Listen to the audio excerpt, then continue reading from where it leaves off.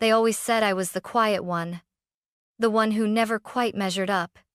At family dinners, I was the empty chair between my brother's Wall Street victories and my cousin's law school drama.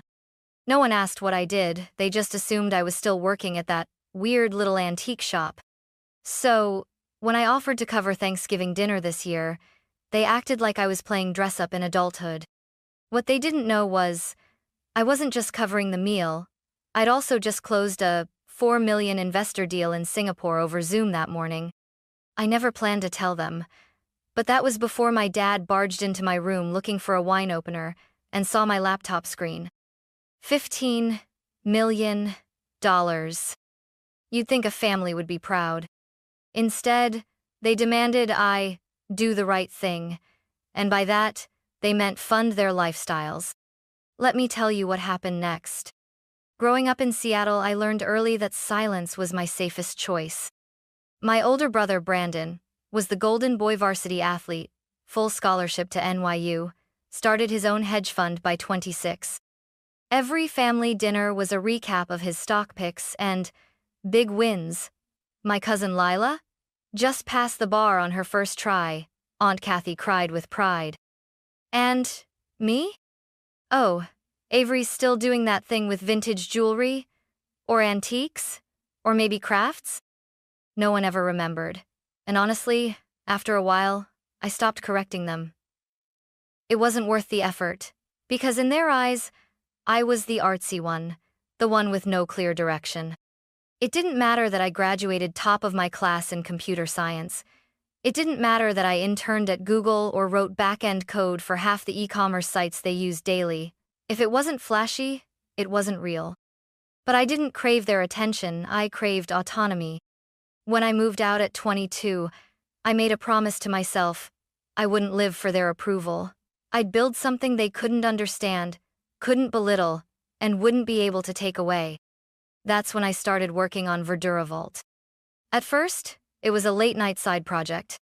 Just me, my laptop, and a very specific problem. How could you verify the authenticity of rare physical assets, gemstones, vintage timepieces, even NFTs, and tie them to immutable blockchain records? It started in a basement apartment with unreliable heating and a coffee machine that whined louder than it brewed. I coded at night, freelanced during the day, and ate more frozen dumplings than I care to admit. I told my family I was consulting for a friend's shop because, frankly, that lie was easier to swallow than explaining crypto infrastructure to my dad. Brandon once laughed and said, "So you're still playing around with digital monopoly money?" I smiled and nodded. What I didn't tell him was that Verdura Vault had just finished its beta phase with 4 international collectors already signed on. I built slowly, carefully, refused funding at first, refused help. I'd seen what dependency looked like. I didn't want to owe anyone, especially not my family. The most ironic part? While they spent years mocking my little tech thing, I was quietly becoming one of the few women in the country to own 100% equity in a high-value authentication platform. By 30, I had an LLC, a legal team, and a revenue stream I didn't need to brag about. I thought I could keep it all separate. That's what I told myself.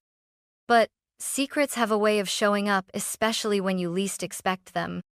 Like on Thanksgiving Day, when all it took was one open laptop screen to tear everything apart. On paper, I was still the same Avery. I still wore jeans from last season's clearance rack, still drove my 2012 Subaru Outback, still brought deviled eggs to family potlucks in a chipped Pyrex dish. My family never asked about my job, so I never offered much. When pressed, I said, "I'm doing some digital consulting work, freelance stuff." They nodded vaguely, then moved on to Brandon's latest luxury condo flip. What they didn't know was that my consulting clients included 2 European auction houses, a Swiss gemstone regulator, and a private collector from Dubai. My little side project now had 6 employees, a secured vault downtown, and a client waiting list 3 months long. And yet, I never corrected them. Every Sunday dinner, I sat at that same scuffed oak table listening to everyone dissect their 401ks and real estate ventures while sipping on boxed wine. Meanwhile, I'd quietly transferred 25-0 that morning to a Singaporean server migration. It was a strange, twisted game I played with myself. How invisible can I be while being everything they underestimate? One time, I wore a vintage Rolex to dinner. No one noticed. Brandon flashed his new Apple Watch like it was a status symbol. Another time, I wore a designer blazer I got in Paris. My aunt complimented the nice thrift store look. I smiled, said thank you. I suppose I could have shown them the business articles, the bank statements, the valuation reports, but a part of me didn't want to. Because I knew deep down, their opinion of me wasn't based on facts. It was based on a script they had written a long time ago, and in that story, I was always the background character. So I played along. Not out of shame, out of protection. I had built something sacred, private, uncorrupted by their judgment. Verdura Vault wasn't just a company, it was my armor. Then came Thanksgiving. I offered to host for once, and everyone acted like I had announced I was moving to Mars. Are you sure you can afford all that? My mom asked gently. Unless you found a sugar daddy, Brandon joked. I laughed it off. No worries, I've got it covered. What I didn't mention was that the catering was being done by a Michelin-trained private chef I'd hired for corporate retreats before. Or that I'd paid for everything up front, using a business expense card. That day, I wore a simple navy sweater cashmere, Italian knit, cost more than my dad's monthly mortgage payment. Still, to them, I was just Avery, the odd one, the artsy loner, the forgettable daughter. I thought I had mastered the double life. But one unlocked laptop screen was about to undo everything I had so carefully built. Thanksgiving morning was unusually calm. The catering team arrived exactly at 10 a.m., sharp-polished, punctual, professional. I had handpicked them from an exclusive firm I'd used for client events in New York. The kitchen smelled of truffle butter and rosemary glazed lamb, not a frozen turkey or green bean casserole in sight. My parents arrived early, of course. My dad made a comment about how the house smelled expensive, and my mom seemed visibly confused at the absence of stove chaos. Wait, you didn't cook this yourself? She asked, wide-eyed. I coordinated everything, I replied, smiling. The cousins trickled in. Brandon showed up last, per usual, holding a bottle of champagne he would later pretend to have paid for. The dining room looked impeccable, marble plates, minimal aesthetic, candles that cost more than most dinnerware sets. But none of it raised red flags. Until my dad asked for a wine opener. I'd forgotten to take it out of the kitchen drawer, so I told him to check the side table in my office upstairs. I didn't think twice. Why would I? My laptop was open on my desk, logged into Verdura Vault's back-end admin panel. I'd been reviewing final numbers from a closed sale in Hong Kong earlier that morning and forgot to shut it down. I was in the dining room folding napkins when I heard his voice. Avery, what is this? I turned. There he was standing at the top of the stairs, my MacBook in his hands, eyes wide, brows furrowed. 15 million? He said. Is this real? Silence fell across the room like a dropped plate. Everyone turned to look. I froze. My instinct said, deny, deflect, downplay, but something in me snapped. Maybe it was the years of being underestimated. Or the look of suspicion on his face, like I had committed a crime by succeeding silently. So I said it clearly, calmly. Yes, it's real. Rachel, my cousin, choked on her wine. Brandon's jaw dropped. Mom clutched her pearls like I had just confessed to robbing a bank. My dad descended the stairs slowly, still holding the laptop. How long have you had this much? He asked. Long enough, I said. But it's not personal money. Most of it's tied to the company. He blinked, confused. What company? Verdura Vault. I own it. I built it. More silence. Brandon let out a scoff. Wait, are you saying you're some kind of tech CEO now?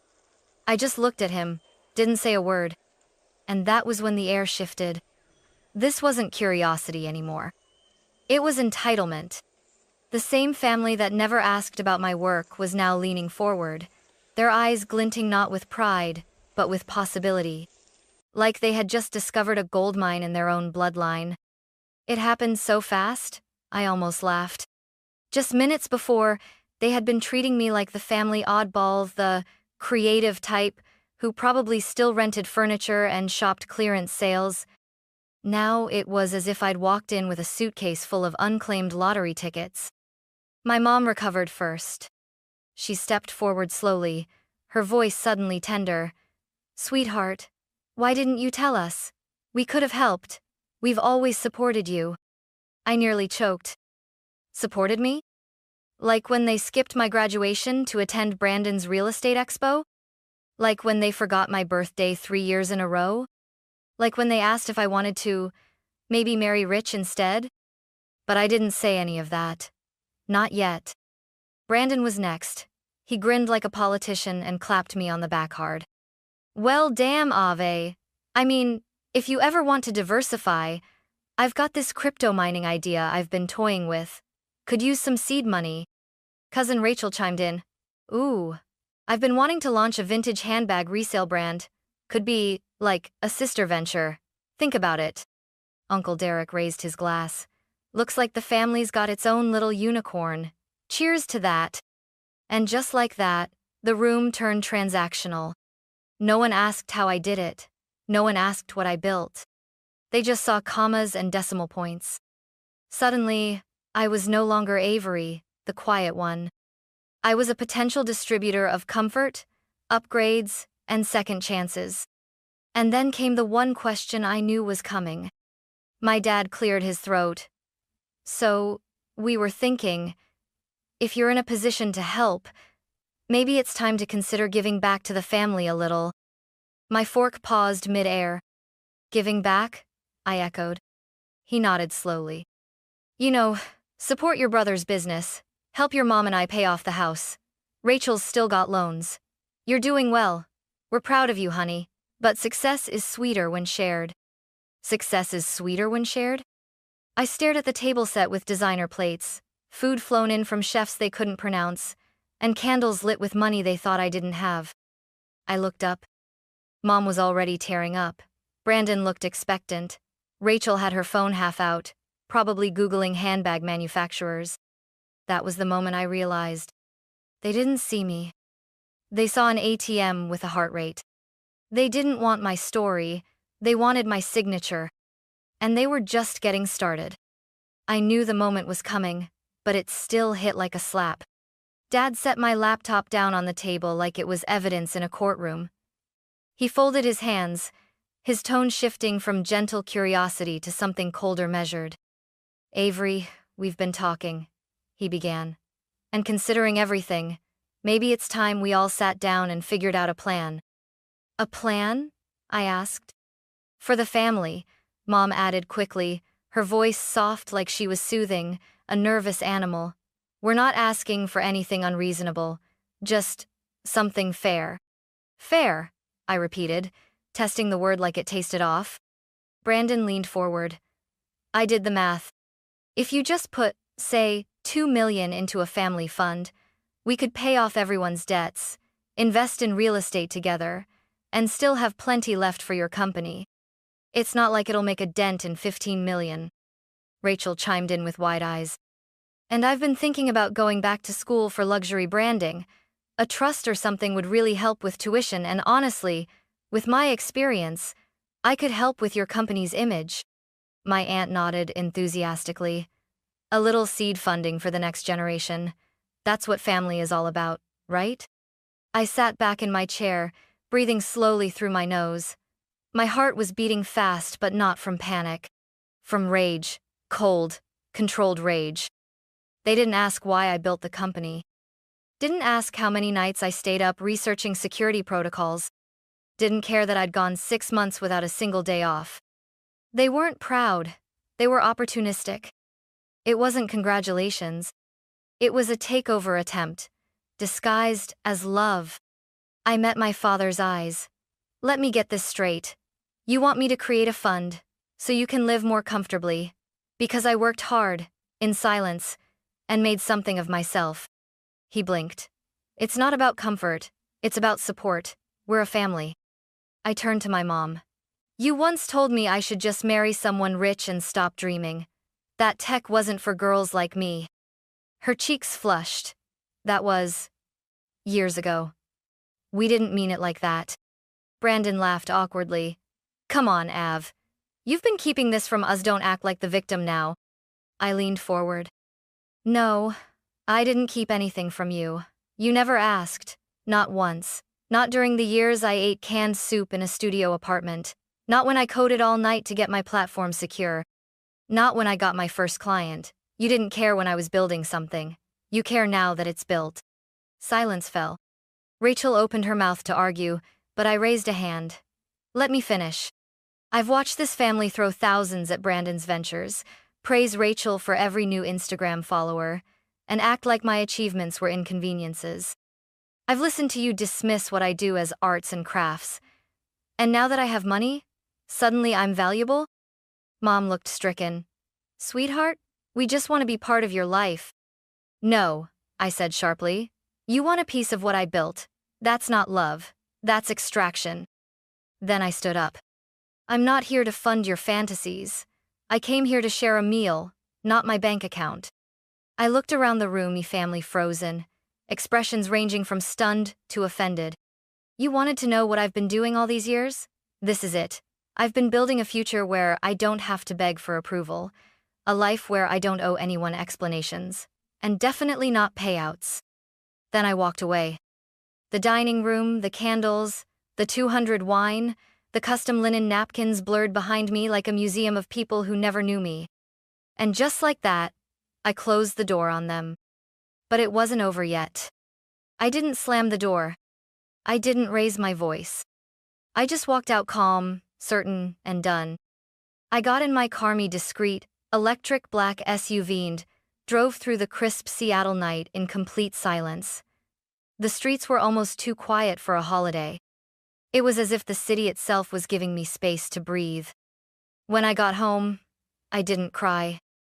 I poured myself a glass of Winereal wine, the kind aged longer than Brandon's last business venture, and opened my laptop. Dozens of unread messages flashed across the screen. They had already started. Mom, 7:23 p.m. Avery, please call me. We need to talk calmly. Dad, 7:41 p.m. What happened back there was out of line. This is not how family treats each other. Brandon, 8:03 p.m. So, you're just going to walk out and leave us hanging? Rachel, 8:12 p.m. I can't believe you would humiliate us like that, in front of everyone. They weren't sorry. They were outraged because they had just learned they couldn't control me anymore. The next day, it escalated. My cousin tagged me in a Facebook post about selfish tech elites. My aunt shared a thinly veiled Bible verse about those who hoard treasures on earth.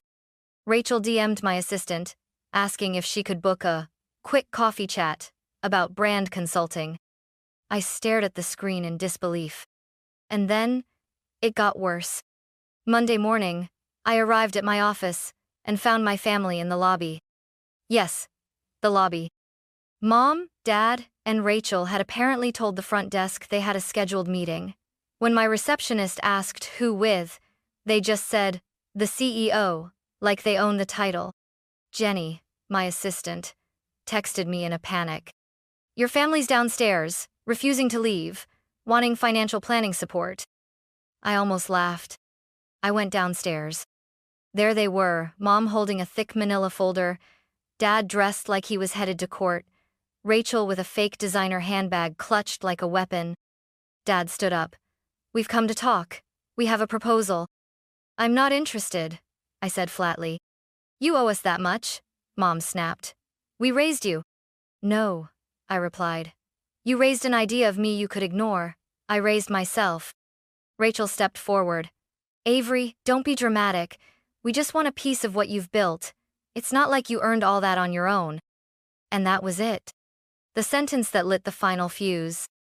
I walked to the front desk, pulled out my phone, and opened the banking app tied to the monthly transfers I'd been sending my parents, 50 a month, every month, for years. I clicked cancel. The sound of the confirmation chime was deafening in the quiet lobby. Mom gasped. Dad looked like I'd stabbed him. Rachel's jaw dropped. I want it on record, I said to the receptionist, that none of these people are to be allowed upstairs or onto company premises without my written permission. Effective immediately. Jenny nodded, stunned. My father stepped toward me, anger rising in his voice. You can't do this. We're family. No, I said, we're blood, but family is earned. And with that, I turned and walked to the elevator. They didn't follow. But the fallout did. For the next week, I got texts from every possible angle. Great Aunt Sheila, my second cousin's husband, even Rachel's ex-boyfriend messaged me saying, hey, if you're investing, I've got a startup idea. I blocked them all. I told my legal team to send a cease and desist notice if any of them contacted the company again. I was done. I changed my number. I moved out of my townhouse to a penthouse apartment with coded elevator access and 24/7 security. And for the first time since I started Verdura Vault, I took a deep breath free of pretending, free of family expectations, free of guilt. That's the thing about success when it's quiet. People underestimate you. But the moment you show it, they try to take it. And that Thanksgiving? It wasn't the day I lost my family. It was the day I finally reclaimed myself. There's a strange stillness that comes after severing ties. Not silence, there's still noise. Your phone vibrates with unknown numbers. Your email filters catch waves of passive-aggressive outreach from old contacts, suddenly remembering your name. But internally, it's still, like a room that's been decluttered after years of suffocation. My new apartment sat high above downtown Seattle, with a view of the Sound that changed color with every hour. I kept it minimalist stone countertops, clean lines, everything in its place. No family portraits, no inherited furniture, no reminders of the people who only remembered me when they wanted something. Instead, I filled it with what I had earned. A bookshelf lined with tech patents and rare art books. A custom-built workstation with triple encryption layers. A vault room with pieces I'd personally authenticated, many of which now had 6 to 7 figure valuations. This wasn't luxury for show. It was power I built, piece by piece, on my own terms. And finally, I was living it. Verdura Vault expanded into Toronto and London that quarter. Our 4th office opened in Tokyo. I hired a wellness coach, started lifting weights again, and spent weekends consulting pro bono for women-led startups that couldn't afford high-end authentication support. I never once regretted cutting them off. If anything, I regretted not doing it sooner. Because once the noise fades, something unexpected takes its place. Clarity. Clarity that I don't owe anyone access to what I've earned. Clarity that success means nothing if you're shrinking yourself to maintain the illusions of people who never saw you clearly. Grandma used to tell me, blood is biology, but love is proof. And she was right. Proof came in the form of quiet mentors, midnight supporters, old professors who sent recommendation letters when my parents couldn't be bothered to ask what I was studying. Proof came from the people who never asked me what I could give, but simply stood beside me while I figured out who I was becoming. And now? Now I was finally becoming her. Not the daughter they forgot. Not the shadow behind my brother's spotlight. But the woman who built her own kingdom, and finally had the peace to live inside it. 3 months after that Thanksgiving, I got a call from Forbes. Apparently, one of our recent authentication cases, an Imperial Russian brooch linked to the Romanov dynasty, had made quiet waves in elite collector circles. The reporter wanted to profile the tech behind our process, and I agreed on one condition. My name could be used. For the first time, I didn't hide behind the team or a generic CEO credit. I sat for the interview. We talked blockchain, physical to digital mapping, the black market for forged heirlooms, Then the journalist asked, offhandedly, "Where'd you learn to read jewelry like this?" And I said simply, in silence. The piece dropped a week later. The Woman Who Sees Value Where No One Looks. It went viral. Suddenly, my inbox was filled with invitations, industry panels, investment talks, even an honorary degree proposal from my old university. And with visibility came something else. Recognition. But not from the people I thought it would come from. Not one call from Dad. Not a single text from Brandon.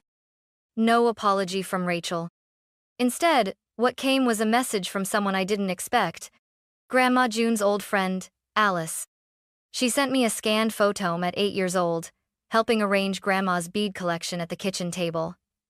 In the corner of the photo, Grandma had written in faded ink, "Avery sees what others miss. She always will." I stared at it for a long time. And then I smiled. Not because they were proud of me, but because I was finally proud of myself. A week later, I returned to Seattle City Hall to deliver a private seminar to a group of young girls interested in tech entrepreneurship. I wore a charcoal blazer, simple heels, and a vintage necklace I'd restored myself. Halfway through the session, a girl raised her hand. "How did you know when you'd made it?" I paused, then said, "When I stopped needing them to notice."